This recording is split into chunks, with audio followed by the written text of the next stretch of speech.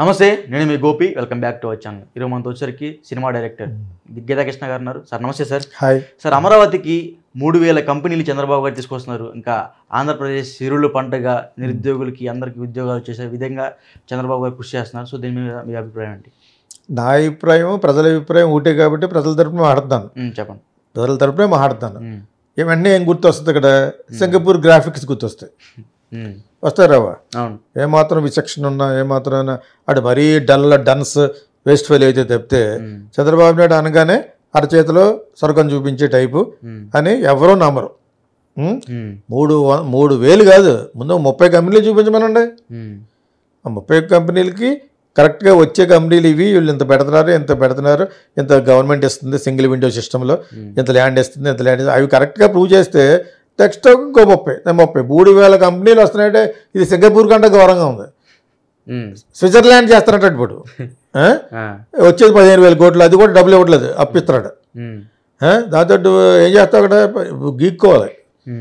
అది ఎవడో అంటాడు, రావు గోపాలరావు కొడుకు, ఏం చేయాలి అంటాడు, చిన్న మీమ్స్ ఉంటుంది, పిసుకోవాలంటాడు కదా. సో వాళ్ళ ఫాదర్ అన్నా అతనన్నా, ఎందుకంటే ఆ డైలాగ్ బాగుంటుంది కాబట్టి. సో ఇప్పుడు అక్కడ మనకి సింగపూర్ చూపించారు, ఇప్పుడు స్విట్జర్లాండ్ చూపిస్తారు. 3,000 కోట్లు ఏంటి, 3,000 కంపెనీలు ఏంటి అంటాను. అసలు ఒక కంపెనీ స్టార్ట్ చేయాలంటే ఎంత ఎస్టాబ్లిష్మెంట్ కావాలి, ఎంత ఇన్వాల్వ్మెంట్ కావాలి, ఎన్ని బ్యాంక్స్ ఇన్వాల్వ్మెంట్ కావాలి. అప్పుడే అమరావతి పరుగులు పెడుతుంది అభివృద్ధి పదంలో. అక్కడ ఉన్న భూ రేట్లు కూడా దాదాపు తారాస్థాయికి చేరే అంటున్నారు. ఇప్పుడు ఆ విధంగానే ఇక్కడ హైటెక్ సిటీకి ఆ బిల్డింగ్ కట్టి ఆ కట్టడం ఆ సగంలో ఆఫీస్లో ఉంటుంది. ఆ బిల్డింగ్ చూసినప్పుడు అలా నాకు ఇక్కడ హైదరాబాద్లోనూ డెప్ మీద కొడితే ఆగిపోయినట్టు ఉంటుంది అది. ఇంకా కట్టొచ్చు కదా, ఇంత పెద్ద పెద్ద బిల్డింగ్లు ఉన్నప్పుడు ఇంకా స్కై హైలే కట్టొచ్చు కదా, ఇంకొక 6 ఇంతలు. అక్కడ ఆపేశారు. వాళ్ళకి ఏంటంటే హైటెక్స్ 2-3 కంపెనీలు వస్తుంటే మనకున్న 100 ఎకరాల గురించి కట్ట ఈ శేర్లింగంపల్లి అంత కమ్ముళ్ళే ఇదంతాను. వాళ్ళు కూడా తెలిసి నాకు చెప్తున్నాను. వాళ్ళంతా చేసిన నాటకం అది, ఇంక్లూడింగ్ మురళీమోహన్. ఇప్పుడు అందులో వైఎస్ రాజశేఖర రెడ్డి వచ్చిన వెంటనే మురళీమోహన్ యొక్క బిజినెస్ ఆపేసి సర్దుకుని వెళ్ళిపోయాడు లోపలికి. ఈ 4 సంవత్సరాలు సుఖలేదు. తర్వాత జగన్, తర్వాత కొంతకాలం ఇది చంద్రబాబు నాయుడు అని చూసి జగన్ వచ్చేటప్పటికి కంప్లీట్ రిటైర్ అయిపోయాడు వాళ్ళ అబ్బాయిలకి ఇచ్చేసి. నీకు అర్థమైందే? అసలు ఒక్క ప్రాజెక్ట్ కూడా ఈ చుట్టుపక్కల చేయలేదు. You can check it out. అతను విపరీతమైన 200-300% కమ్మ ఫీలింగ్ ఉన్నవాడు. వెంకటేశ్వర స్వామినే కమ్మడు అన్నవాడు మురళీమోహన్. వెంకన్న చౌదరి అన్నాడు, తర్వాత క్షమాపణ చెప్పాడు. మేము ఏకేసాం అందులోను సోషల్ మీడియాలో. ఇది పరాకాష్ట అని, కమ్మవాడికి కమ్మ మీద ఉన్న కులగజ్జి పరాకాష్ట అని. బండ్ల గణేష్ కూడా ఒక మీటింగ్ లేదు అన్నాడు, ఆ కమ్మవాడు తలుచుకుంటే అమెరికా ప్రెసిడెంట్ కూడా అవుతాడు. అడిచాడు ఆడ బోకర్ కానీ పక్కన పట్టింది కానీ పొగ్గిడేదో పైకి వచ్చాడు, అవి పెట్టుకుని వాళ్ళు డైరెక్ట్లు పెట్టుకుని తెలిసిన కథ. చిన్న ఆర్టిస్ట్ వచ్చాడు, కోళ్ళ ఫామ్లో అవి పెట్టుకునేది పైకి వచ్చాడు. ఆడేం చెప్తాడు, కమ్మవాడు వెళ్ళు కమ్మవాడు లోపలికి వెళ్ళి వెనకాల వెళ్ళు, ఎవడు రమ్మన్నాడు బయటికి? నాకు పవన్ కళ్యాణ్ దేవుడు, చిరంజీవి భీముడు అని అనమన్నారా? నువ్వే అన్నావు. ఇటు వాళ్ళు కావాలి, నాకు వీళ్ళు కావాలి, ఎటుకోకుండా పోయాడు. అంటే నెంబర్ 1 ప్రొడ్యూసర్ కదా ఆయన కూడా. ఎవడు చెప్పాడు నెంబర్ 1 అని? నువ్వు అంటావా నెంబర్ 1 అంటే? వాడిని అడిగి చెప్తాడు, గుట్కావాడిని నెంబర్ 1 దాకా చెప్తాడు. గుట్కావాడు అంటే ఎవడు? సచిన్. ఓకే, సినిమాలు యాక్షన్ కదా. ఆషికి 2లో తెలుగులో నేను వాటి అన్ని ఫ్లాప్లే. అక్కడ వాళ్ళ రాజీవ్ రెడ్డి బిల్డింగ్ ఉన్నాడు ఇప్పుడు కూడా. ఓకే, వాళ్ళకి పెద్ద గొడవలు, అతనితో సినిమా తీసి ఎన్ని అతని గురించి బ్యాడ్ ఎందుకులే కానీ నన్ను బాగా గౌరవించి మాడుతూ ఉంటాడు. నెంబర్ 1 ఏంటి? నెంబర్ 1 ఎవరు ప్రొడ్యూసర్? దిల్ రాజు నెంబర్ 1 అనొచ్చు, అల్లు అరవింద్ ఇస్ నెంబర్ 1. వీడు నెంబర్ 1 ఏంటి? Are you talking? Just producer. ఎవడు డేట్లు ఇచ్చి చేస్తాడు, డేట్లు లేకపోతే చేయడు, డేట్లు ఇస్తే చేస్తాడు, డేట్ లేకపోతే ఎవడు బిజినెస్ అవుద్ది అని చెప్పి ఎత్తుకన్నా మంచిదని పవన్ కళ్యాణ్ నెంబర్ 1, ఈ నెంబర్ 1, ఆయన నెంబర్ 1. కానీ ఫైనల్గా నీకు అమౌంట్ని అంటే ఎలా ఉంటుంది? పొసానికి కస్టమర్లా ఉంటుంది. డబుల్ గేమ్ ఆడితేనే ఒంగోబెట్టి దండారా తంతే మళ్ళీ కనపడలే ఎలా పోయాడు లోపలికి. ఒంగోబెట్టి దండం అంటే నువ్వు ఒంగుంటే తను చూపిస్తాను నేను, అది పోవడం అంటే. ఇవన్నీ ఏం కాదు కానీ ఎవరికి ఇది ఉంటే అలా మాట్లాడుతూ ఉంటారు, అదేం కాదు కానీ వాళ్ళకి ఫీలింగ్ ఉంటుంది. తప్పేడు ఆ ఫీలింగ్ వెనకాల అభివృద్ధి ఉంటుంది, అభివృద్ధి అవ్వాలనే ఒక ఆకాంక్ష ఉంటుంది. అది చూసి మిగతా వాళ్ళు ఏడుస్తారో కూడా చెప్పాను నేను. ఎవరికి ఫర్దర్ అగెనిస్ట్ కాదు, దట్ ఈస్ వాట్ హ్యాపెనింగ్ జరుగుతుంది. నిన్న మొన్న అంటే వరల్డ్ కమ్మ, గ్లోబల్ కమ్మ ఇది పెట్టారు. అదే ఇది దీంట్లో జరిగింది అది చెప్పినా పెట్టి ఎందుకు పెట్టారు? పెట్టిన వాళ్ళు కావాలి, వాళ్ళకు ఒక బెంగాలీస్ ఉంటుంది, ఈ ఫీలింగ్ బెంగాలీస్కి ఉంటుంది, చాలామందికి ఉంటుంది, మలయాళీస్ ఉంటుంది. అక్కడ క్యాస్ట్ ఉండదు, వాళ్ళు మలయాళీస్ అంతా కలిసి ఉంటుంది. వీళ్ళు పెట్టుకున్నారు ప్రోగ్రెసివ్ ఉన్న క్యాస్ట్, బాగా సంపాదించుకుని కష్టపడి డబ్బే ప్రధానంగా సంపాదించుకునే క్యాస్ట్ కాబట్టి పెట్టుకున్నారు. గులాబోనే పెట్టాడు ఎవడను, పెట్టుకుంటాడు. అందులో I don't find any mistake. Direct అయిపోయారు. ఇంకా ఓకే, డైరెక్ట్ అవ్వకపోతే అమీర్పేటలో కమ్మ సంఘం పెద్ద పెద్ద అక్షరాలతో ఎలా ఉంటుంది అక్కడ, దాన్ని చూసి అందరూ పెడతా ఉంటారు. వీళ్ళు పెట్టి సాధిస్తారు, మిగతా వాళ్ళు పెట్టే మర్చిపోతారు. మీకు అర్థమైందా? వాళ్ళకి వీళ్ళకి డిఫరెన్స్ ఏంటంటే అది. మరి వాళ్ళు చూసి ఏడకూడదు అని చెప్పేసి అంటాను. సేమ్ వాళ్ళకి అమ్మోళ్ళకి ఎగెనెస్ట్ ఏం కాదు, మీలో ఉన్న ఫీలింగ్ చెప్తున్నాను. మరి మీరు ఒక విజయవాడ ఉంది, అక్కడ ఎవడో హోటల్ పెట్టాడ, రాజమండ్రిలో ఉంది ఒక హోటల్ పెట్టి, మామూలు హోటల్ కాదు, సూపర్ హిట్ ఆర్కే అని ఉంటుంది, తెలుసు.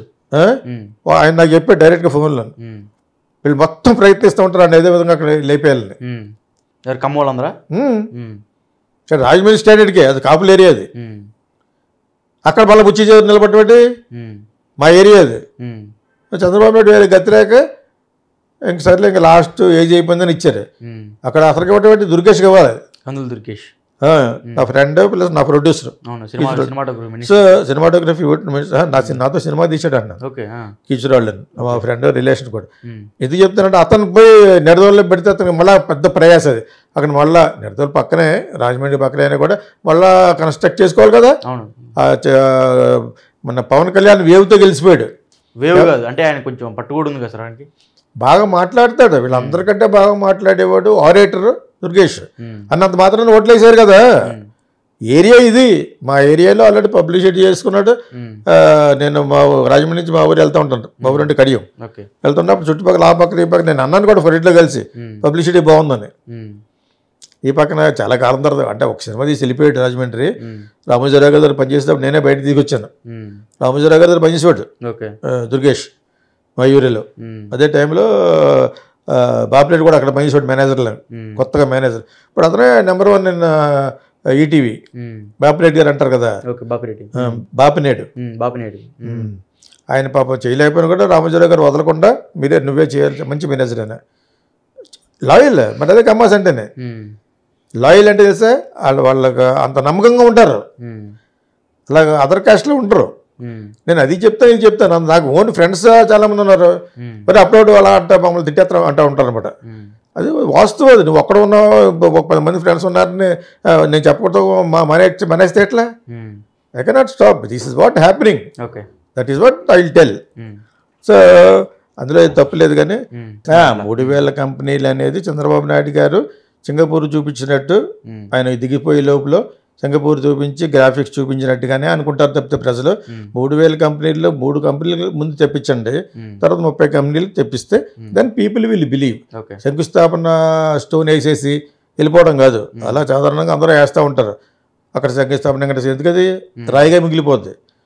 మా చిన్నప్పుడు మరో చరిత్ర అనే సినిమా సూపర్ హిట్, అది బాలచంద్ర గారిది. బాలచంద్ర తమిళవాడైనా తెలుగు స్టేజ్ తెలుగు యాక్టర్ల గురించి బాగా తెలుసు. వైజాగ్ని బాగా తీసింది మొట్టమొదటి డైరెక్టర్ ఆయనే, కె బాలచంద్ర. ఓకే, నా ఫేవరెట్ డైరెక్టర్. కమల్ హాసన్ కూడా ఫేవరెట్ డైరెక్టర్. కమల్ హాసన్ నటుడు చేసిందే ఆయన. మరో చరిత్రను గొప్ప సినిమా తీశాడు.